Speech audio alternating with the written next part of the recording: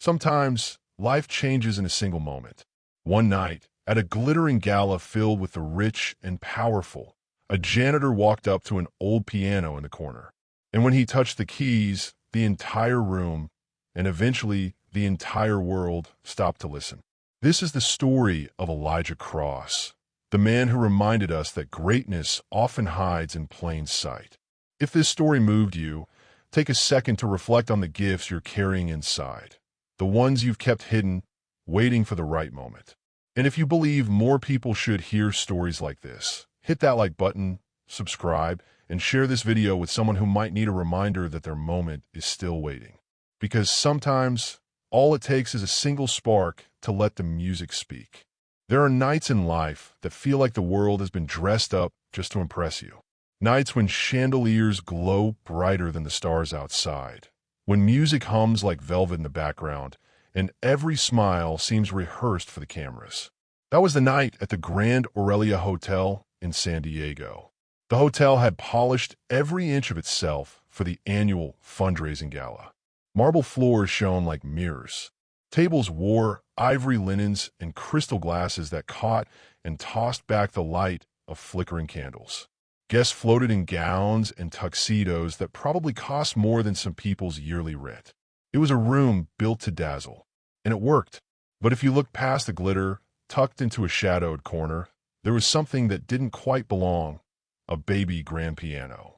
The wood was scratched, its finish dull by time. It wasn't polished like the rest of the room. Maybe that's why most people ignored it. To them, it was just background furniture. They didn't know that piano was waiting for its moment. At the center of everything was Vivian Harcourt. At 42, she was the kind of woman people noticed even when she wasn't trying to be noticed. Heiress, philanthropist, always photographed, always quoted, always a step ahead of the gossip. She wore a sapphire gown that clung just right, her hair loose and perfect, her smile calculated but effortless. Vivian thrived on little sparks of drama. A raised eyebrow here, a bold comment there. Anything to make people laugh, to keep the spotlight on her. And that night, with reporters circling close and donors hanging on her every word, she let her hand rest lightly on the piano lid. "You know," she said, her voice carrying just enough for the crowd to hear, "if anyone here can play this piano flawlessly, I'll marry them tomorrow." The room broke into laughter. Gentle, indulgent, knowing. Guests exchanged amused glances as if to say, "Classic Vivian." Reporters scribbled the quip, ready to spin it into a playful headline for the morning news. It was just a joke, a throwaway line meant to charm the crowd. Nothing more. But across the room, someone heard it differently. His name was Elijah Cross, 28 years old. He wasn't dressed in silk or satin. He wasn't holding champagne. He was refilling water pitchers, dressed in the navy uniform of the hotel staff. Elijah had been working at the Aurelia for 8 months. To most guests, he was invisible, just another pair of hands, clearing glasses, sweeping up crumbs, blending into the background. But when Vivian's words floated across the ballroom, something in him stopped. He set the pitcher down, and he walked toward the piano. "Do you mean that?" His voice cut through the laughter, and the room froze. Heads turned, eyebrows lifted. People weren't just surprised by the question, they were surprised by who asked it. Vivian tilted her head, amused. "Why? Are you planning to audition?" The crowd chuckled again, some with smirks, some with pity. The janitor at the piano? What could he possibly do? But Elijah didn't shrink back. His hand brushed the worn wood, and his gaze stayed steady. "If you're serious," he said quietly, "let's find out." The mood in the room shifted. The laughter faded into a murmur, uncertain. For the first time, Vivian wasn't in control of the moment. She raised her brows, but she couldn't resist the spectacle she had just created. With a sweep of her hand, she gestured to the bench. "By all means, show us." Elijah set his cleaning caddy aside. He lowered himself onto the bench. His hands hovered over the keys for just a second, long enough for whispers to ripple through the ballroom. 30 seconds, tops. Probably chopsticks. This'll be embarrassing. Even the hotel staff at the edges of the room looked on with sympathy, bracing for him to stumble. But then he began to play. The first notes came soft, careful, like a whisper testing its strength. Then, little by little, his fingers gathered speed, weaving melody and rhythm, as if he had been born for this moment. The chatter died instantly. Glasses stopped midair. Phones that had been raised for selfies now tilted toward the piano, recording. What began as doubt became stillness. What began as laughter became silence. Vivian leaned against the piano, her smirk slipping. She had thrown a challenge into the air like confetti, and now she was watching it turn into something she could not control. Elijah wasn't just playing. He was commanding. His music carried ache and triumph, intimacy and thunder. It was a story without words, and the room had no choice but to listen. And in that moment, in a ballroom meant for the wealthy and powerful, it wasn't the chandelier or the gowns that held people's attention. It was the janitor at the piano. The night was about to change forever. At first, nobody quite knew how to react. The people in that ballroom had come expecting laughter, wine, polite conversation, and perhaps a small surprise or two. But they hadn't come expecting this. The janitor's hands were moving with the ease of a man who had lived inside music his whole life. Each note he struck seemed deliberate, yet effortless, as though the piano itself had been waiting for him. The murmurs faded. The smirks disappeared. Even the servers, frozen in the doorways, leaned in. One by one, distractions fell away. Champagne, flutes lowered. Conversations silenced. Phones turned, not for selfies or gossip, but to capture this moment. A moment nobody wanted to forget. And Elijah played on. The music swelled and softened, rising like a tide and falling into calm waves. There were parts that ached, notes that trembled with sorrow. Then came surges of joy, bright and triumphant, like light pouring through a window after a storm. It wasn't just a performance. It was a story he wasn't telling with words, but with keys and chords, with silence and sound. And though no one in that room had lived Elijah's life, they could feel pieces of their own lives in his music. A memory of childhood, a heartbreak long past, a victory that once seemed impossible. Even Vivian, who had tossed out her challenge as a joke, stood utterly still. Her sapphire gown shimmered under the lights. But for once, nobody was looking at her. Their eyes were on Elijah, the janitor she had tried to turn into a punchline, and who had instead stolen the night. Her smirk had vanished. In its place was something softer, something almost vulnerable. She was listening, truly listening, maybe for the first time that evening. And the song kept building. Reporters, who just minutes earlier had been scribbling in their notebooks, let their pens fall to their sides. Donors who had been checking their watches now leaned forward, as if afraid to miss even a second. Even the waiters, usually trained to move silently and unnoticed, stood rooted in place, caught in the pull of Elijah's music. Some swore later that the sound wasn't just filling the room, it was filling them, that it pressed into the marble floors, seeped into the golden light of the chandeliers, and wrapped itself around every person present. And then, finally, the music slowed. Elijah's fingers moved gently, carefully, until the last note lingered like a held breath. And when it faded, the silence that followed was so deep it felt sacred. No one wanted to break it. For heartbeat, 4-2, 4-3, the entire ballroom stood frozen, caught between disbelief and wonder. And then the spell broke. The applause didn't begin politely, as it usually did at these kinds of events. It erupted. A roar of clapping, whistling, shouting. People rose to their feet so quickly their chairs toppled over behind them. Guests clapped until their palms stung, until their throats were raw from cheering. The janitor had become the star. Vivian clapped too, though her eyes stayed locked on Elijah. When the noise softened just enough for words, she leaned closer and said softly, almost to herself, "That wasn't what I expected." Elijah finally looked at her.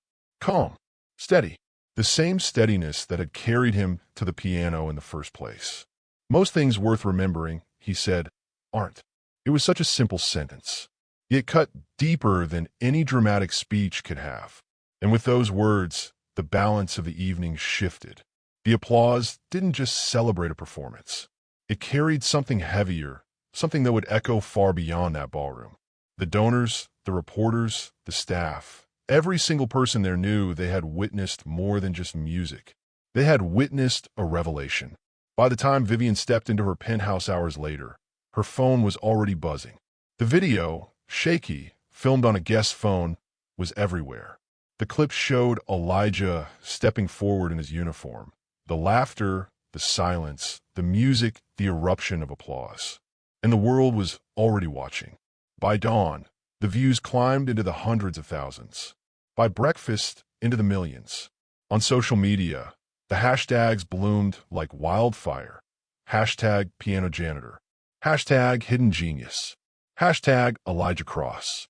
TikTok creators froze frames to capture the exact moment the crowd's skepticism melted into awe. Twitter was flooded with clips of Vivian's stunned face, captioned, "When you challenge the wrong guy." And Elijah Cross, who had walked into work that evening, just another invisible worker in a star-studded gala, was now a name the world couldn't stop repeating. But fame is a strange thing. It lifts you and blindsides you. It praises you and questions you all at once. And for Elijah, whose music had always been a private refuge, the sudden spotlight was more than he ever expected. The night had changed his life, and he hadn't even had time to decide if he wanted it to. By morning, Elijah's life was no longer his own. The video from the gala had spread like fire through dry grass. Millions of people had watched it before he even woke up, and when he finally did, his phone wouldn't stop buzzing. At first, it was just notifications. Likes, shares, mentions. But then came the calls. Friends he hadn't heard from in years. News outlets asking for interviews. TV shows offering him a spot. Talent agents leaving voicemails saying this could be your big break. It was dizzying. In his small apartment above a laundromat, Elijah sat at the edge of his bed, phone in hand, listening to it vibrate against the nightstand over and over. He stared at the chipped keys of the old keyboard tucked against his wall, the one he'd practiced on for years in secret, and wondered how the world had suddenly decided it cared. For so long, music had been just for him. It was private, a quiet escape from the weight of life, from bills and jobs, and the ache of dreams left behind. And now it was public property. The internet had claimed it. Hashtags kept growing. Hashtag piano janitor and hashtag Elijah Cross. People posted reaction videos of themselves crying, laughing, clapping along to his performance. Others slowed down clips of his fingers on the keys, analyzing his technique. Some even tried to imitate his playing, uploading their own versions. And still others, well, not everyone was kind. Some called it staged. Some said he got lucky. Others mocked his uniform, saying he didn't belong in those kinds of rooms. Fame always comes with both applause and doubt. Elijah was learning that quickly. Meanwhile, Vivian Harcourt was facing her own storm. Her publicist was blunt. "This is gold, Vivian. You need to control the story. Stand beside him. Make this your narrative." But Vivian hesitated. She hadn't meant for this to happen. The comment at the gala had been a joke, one of those throwaway lines she loved tossing into the air to get a laugh. But now, it had grown into something she couldn't manage. People weren't talking about her. They were talking about him. For once, she wasn't the star of the story, and she didn't quite know how to feel about that. Still, curiosity gnawed at her. So a few days later, she asked Elijah to meet her at a quiet cafe off Main Street. No reporters, no cameras, just the two of them. When he arrived, she was already seated, hands wrapped around a porcelain cup of tea. She looked up, smiled faintly. "I owe you an apology," she said. Elijah sat across from her, his presence calm, as always. "I didn't play to prove you wrong," he replied. That disarmed her. He hadn't been trying to embarrass her. He hadn't even been trying to win the crowd. He had just played. So she asked him to tell his story. And he did. He told her about his mother, who had once saved up to buy him a chipped piano at a church sale. How he had spent nights teaching himself, note by note, with no lessons, just determination. How life had slowly pulled him away from music. Bills to pay, jobs to keep, survival always louder than dreams. But the music had never left him. It had stayed like a secret waiting inside. Vivian listened. really listened. And when he finished, she made him an offer. "My foundation is hosting a concert in Dallas in 2 weeks," she said. "If you want it, I'll give you the stage. The whole evening yours." Elijah hesitated. He wasn't sure he wanted to step into that kind of spotlight. Music was personal, sacred. To share it so openly felt like handing a piece of his soul to strangers. But then something happened that changed his mind. Back at the hotel, a woman approached him. She carried a toddler on her hip, her eyes tired but kind. "When I played your video," she told him, "my son, he never sits still. Never. But when your music came on, he listened the whole way through. For the first time since my husband passed away, the house felt peaceful. Thank you." Her words stayed with Elijah long after she walked away. He realized then that the music wasn't just his anymore. It had reached someone else. It had mattered. And maybe it was time to share it. The world had found out about Elijah Cross. Now, he had to decide what to do with that truth. When the woman with the toddler walked away, Elijah stood frozen for a long time. Her words echoed louder than the applause from the gala, louder than the noise of social media. "For the first time since my husband passed, the house felt peaceful. Thank you." That was it. That was the moment Elijah understood something. The music wasn't just his anymore. It wasn't just a secret he kept for himself. It could matter to people. It could heal them. So when Vivian's team called again, asking if he had made a decision about the Dallas concert, Elijah finally said yes. But agreeing was one thing. Living with that choice was another. The days leading up to the concert were filled with nerves. Elijah wasn't used to rehearsing in big spaces, let alone preparing for an entire evening on stage. Most nights, he still sat at the chipped keyboard in his apartment, trying to lose himself in the notes and block out the noise of the world outside. He remembered his mother during those long hours, how she used to stand in the doorway while he stumbled through scales, how her face lit up when he finally pieced together a melody. She had always told him, "Music will carry you when nothing else can." Now, he was about to see if she had been right. Vivian, on the other hand, was planning the concert with precision. The Uptown Theater in Dallas was booked, the foundation's donors invited, the press alerted. But this time, she wasn't the one in the spotlight. She was preparing it for him. And strangely, she didn't mind. The night of the concert arrived. The Uptown Theater glowed against the Dallas skyline, its marquee letters spelling out a name few had heard of only weeks earlier, Elijah Cross. Inside, the air was electric. Unlike the gala, this audience wasn't skeptical. They weren't sipping champagne and waiting to be entertained. They had come for him. They wanted to hear the man whose music had broken through their screens and into their lives. Backstage, Elijah paced slowly, hands trembling despite all the hours of practice. His uniform was gone, replaced with a simple black suit. Yet he still felt out of place, like a child who had wandered into a world meant for others. Vivian found him there, just before the curtain. "You don't have to prove anything," she said quietly. "Just play like you did that night. That's all they're here for." He nodded, though the knot in his chest didn't loosen. And then his name was called. The stage lights flared as he stepped into view. A round of applause met him. Not the roaring disbelief of the gala, but a steady, warm welcome. The kind that said, "We're here for you. Take your time." Elijah sat at the piano, closed his eyes, and let his fingers fall onto the keys. The first song was the same one he had played at the gala. The audience listened in reverent silence, many already holding up their phones to record, but others simply closing their eyes to feel it.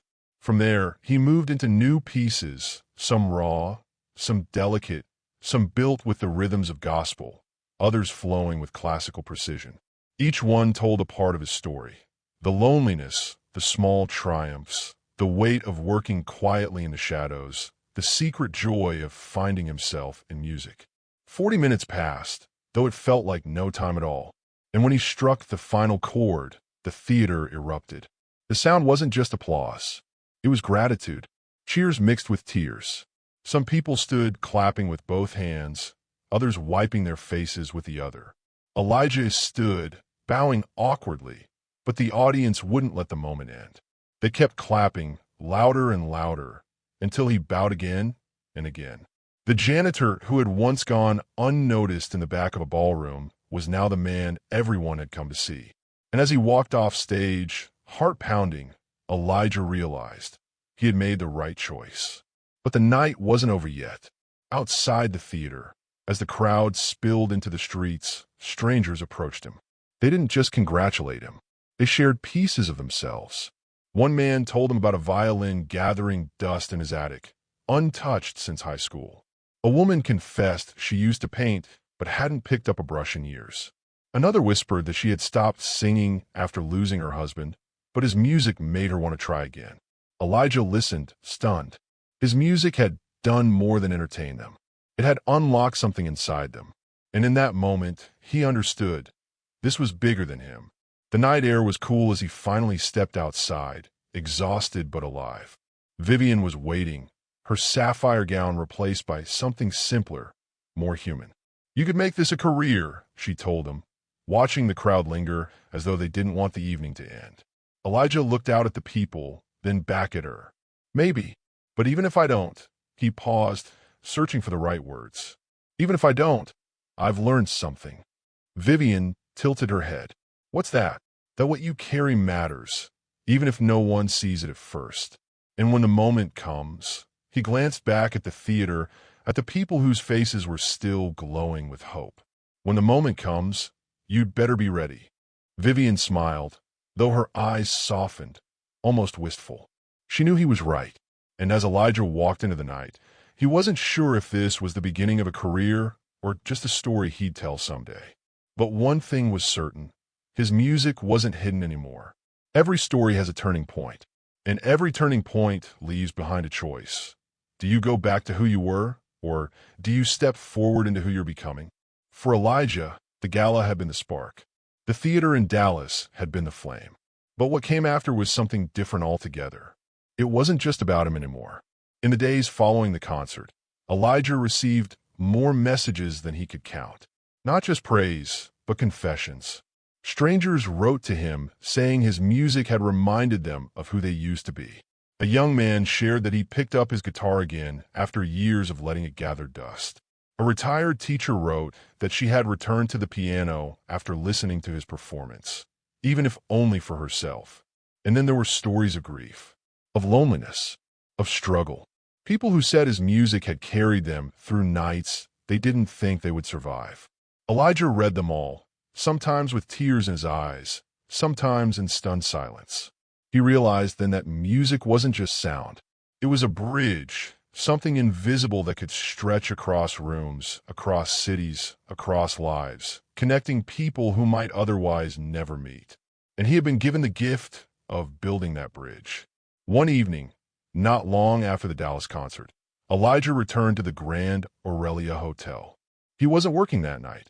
In fact, he hadn't returned to his custodial shifts since the performance. But he wanted to see the ballroom again. The piano was still there, tucked into the corner, its wood scratched and worn. The same piano that had waited silently until the night he touched it. He sat at the bench quietly, running his hand along the keys. The ballroom was empty, silent except for the faint hum of the city outside. And then he played, not for a crowd, not for cameras, not even for the world that had discovered him. He played for himself. For the boy who had learned on a chipped piano, for his mother who had believed in him before anyone else did, for the man who had spent years working quietly in the shadows. The music filled the room again, just as it had before. Only this time, there was no spotlight, no applause, just the simple, quiet truth of what he carried. And that was enough. Later that night, he stepped out of the hotel and into the cool San Diego air. Vivian met him at the entrance. She smiled faintly, not the practiced smile she wore for cameras, but a genuine one. "So," she asked, "what's next for Elijah Cross?" Elijah shrugged gently. "I don't know. Maybe more concerts, maybe recordings, or maybe just living, playing when I can, helping people remember what they've forgotten about themselves." Vivian nodded slowly, as if she understood. "Whatever you choose, you've already done something most people never do." "What's that?" he asked. "You reminded people of who they are, and that's worth more than fame." Her words hung in the air between them, soft but true. Elijah walked away from the hotel that night, not with certainty, but with peace. He didn't need to know if he would become a star. He didn't need to chase fame or fortune, because he had already discovered the truth. What you carry matters, even if the world doesn't see it right away, even if it stays hidden for years. Because one day, when the moment comes and you're brave enough to share it, that gift can change everything, not just for you, but for everyone it touches. And so the janitor who once walked unnoticed through polished ballrooms became something more. A storyteller without words, a builder of bridges, a reminder that greatness often hides in plain sight. And maybe, just maybe, a reminder to us all that the thing inside us we keep tucked away, the thing we dismiss or hide because we think no one cares, that might be the very thing the world is waiting for. So when your moment comes, be ready. Tonight the music spoke wasn't just Elijah's story. It's a story for anyone who has ever carried a gift quietly, waiting for the world to listen.